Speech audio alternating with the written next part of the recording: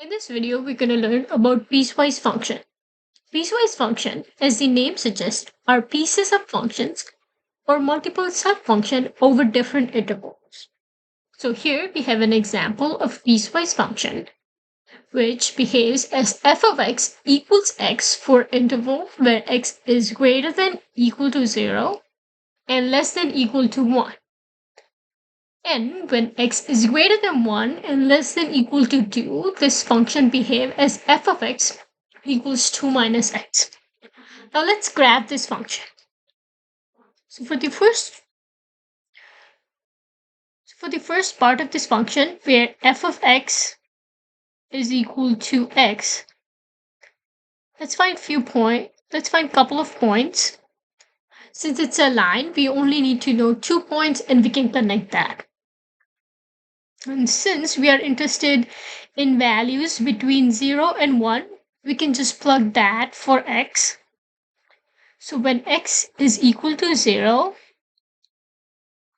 f of x, or the outcome, would be 0. And when x is 1, the outcome would be 1. So our points that we can plot is at 0, 0, which is the origin right here, and 1, 1, which is somewhere here. And we can just connect that. Now, for the values of x, which is greater than 1 and less than equal to 2, we can do the similar thing, where f of x equals 2 minus x. We can plug in values of x, we can find f of x at x equals 1, which would be 2 minus 1, and that's 1, and at 2, which is 2 minus 2, and that's 0. So the point for this graph would be from 1, 1, it's right here, and 2, 0, right there. Then we can just connect this. And that's the graph for this function. One thing to keep in mind is that here, wherever we have the equal sign, the circle would be a close. For the values where it's undefined, we keep it as an open circle. Let's do another problem. Here we have g of x equals 4 minus x squared. For values of x less than or equal to 1, and it's equal to x squared plus 2x for values of x greater than 1.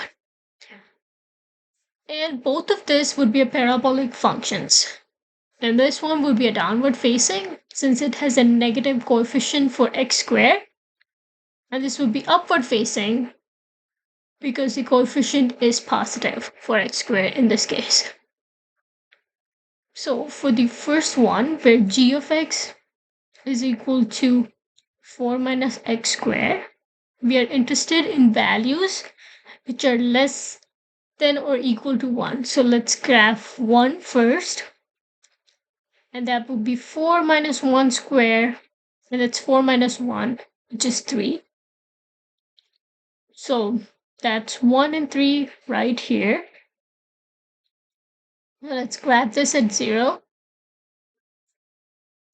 which would be 4 minus 0 squared, or 4 minus 0, which is 4.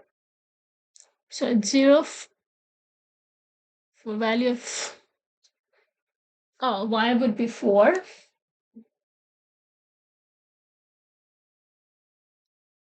And since it's a parabola, 2 points would not give us the exact shape. We need to find more points. So let's try -1.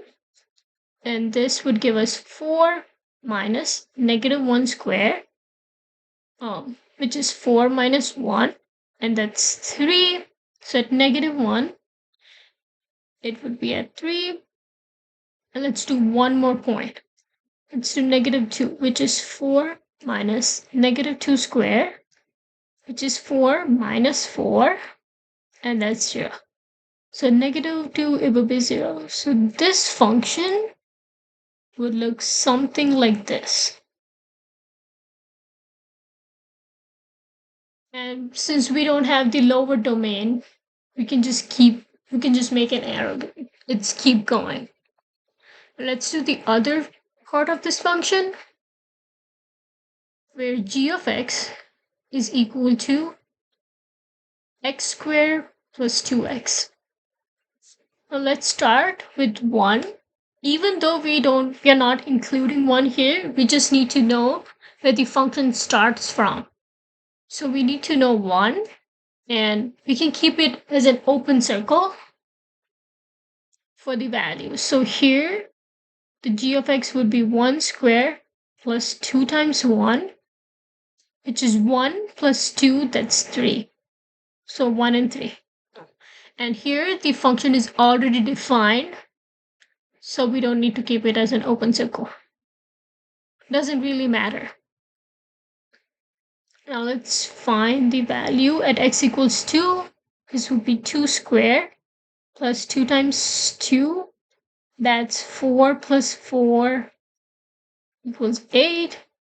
So 2, this would be 8. And then we can find more values, but this function would always be increasing and it would just keep going up. It would just increasing. And so it would be something like this. So that's a very bad drawing.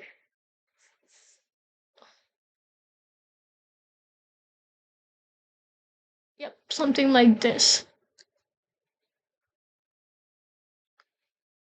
Now, let's write the function from the given graph. The first thing that we should note here is the number of segments, or the number of sub-functions that we see. Here we can see 3 different.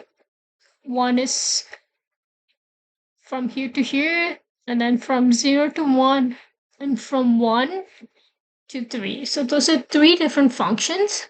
So let's say we write f of x, and then we have 3 functions.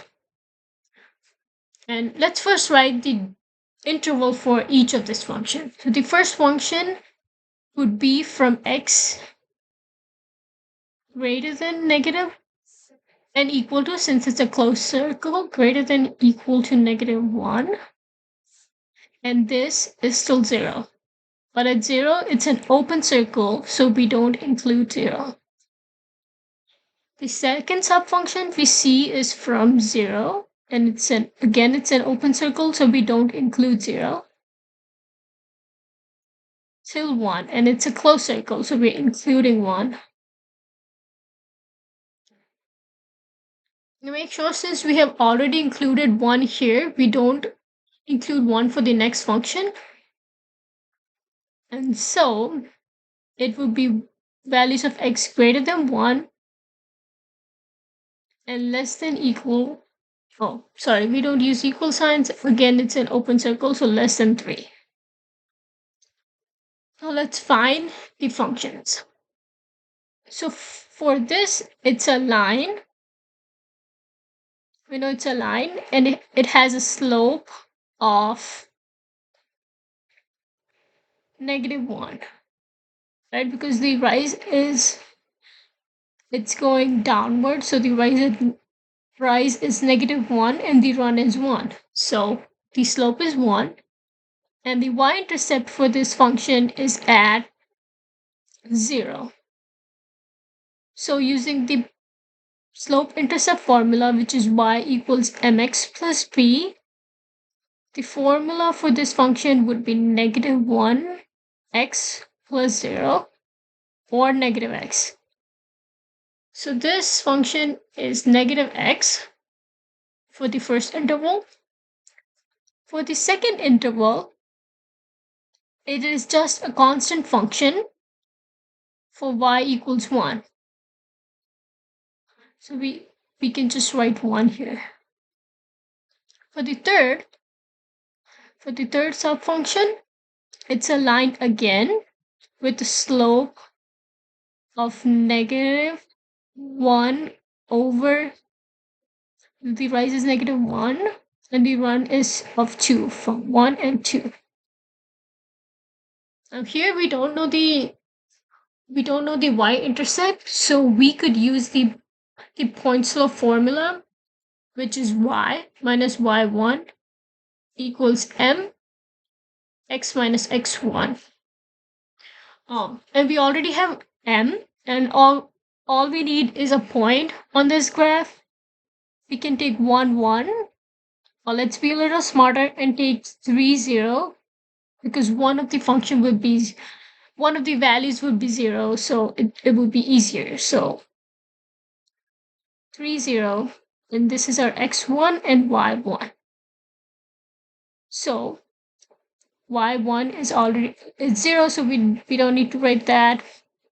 Our slope is negative 1 half x minus 3. And we can distribute this negative 1 half. That would give us negative 1 half x plus 3 over 2. And that would be the formula for our function. That's all. Thank you for watching.